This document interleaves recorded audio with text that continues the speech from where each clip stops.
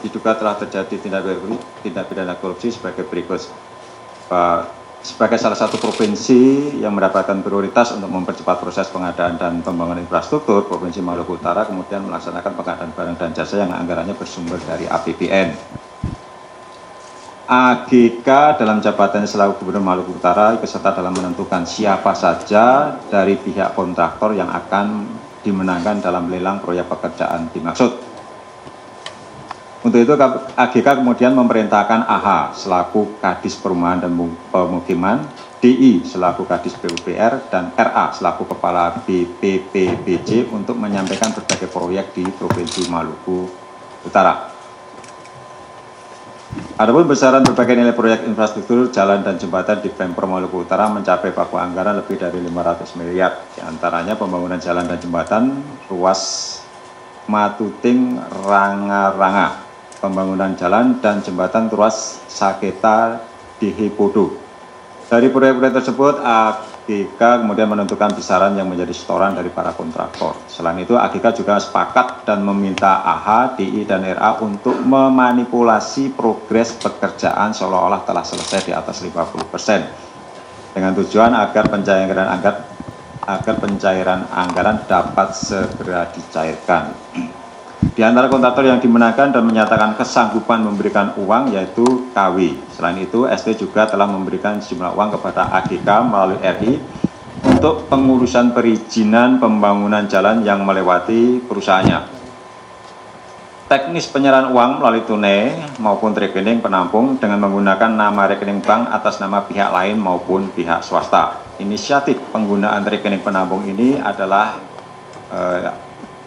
berdasarkan usulan antara AGK dan RI. Buku rekening dan kartu ATM tetap dipegang oleh RI sebagai orang kepercayaan dari AGK. Sebagai bukti permulaan awal terdapat uang yang masuk ke rekening penampung sejumlah 2,2 miliar. Uang-uang tersebut kemudian digunakan diantaranya untuk kepentingan pribadi AGK berupa pembayaran penginapan di hotel dan juga untuk membayar kesehatan yang bersangkutan. Selain itu, AGK juga diduga menerima uang dari para ASN di Pemprov Maluku Utara untuk mendapatkan rekomendasi dan persetujuan menduduki jabatan di Pemprov Maluku Utara, dan temuan fakta ini terus KPK dalami lebih lanjut. Untuk kebutuhan proses penyidikan, tim penyidik menahan tersangka AGK, AH, DI, RA, RI, dan ST, sedangkan tersangka KW segera kami lakukan pemanggilan dan kami mengingatkan yang bersangkutan untuk hadir ya bersama dengan KPK untuk memenuhi panggilan KPK. Para tersangka kami tahan untuk 20 hari ke depan ya, terhitung mulai kemarin ya, tadi malam tanggal 19 Desember tahun 2023 sampai dengan tanggal 7 Januari tahun 2024 di rutan KPK.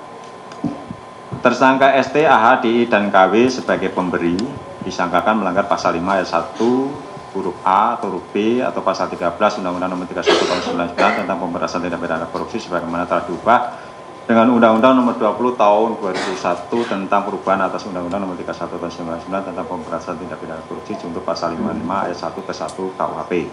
Sedangkan tersangka AGK, RI, dan RA sebagai penerima disangkakan melanggar pasal 12 huruf A atau huruf B atau pasal 11 Undang-Undang Nomor 31 Tahun 1999 tentang pemberantasan tindak pidana korupsi dan seterusnya junto pasal 55 ayat 1 ke 1 KUHP.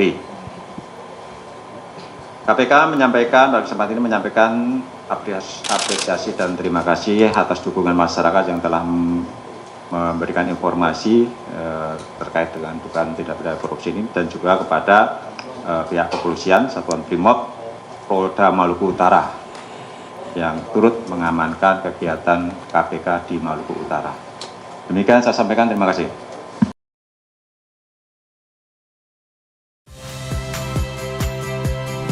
Saya Rahmat Ibrahim. Saksikan program-program Kompas TV melalui siaran digital, pay TV, dan media streaming lainnya. Kompas TV, independen, terpercaya.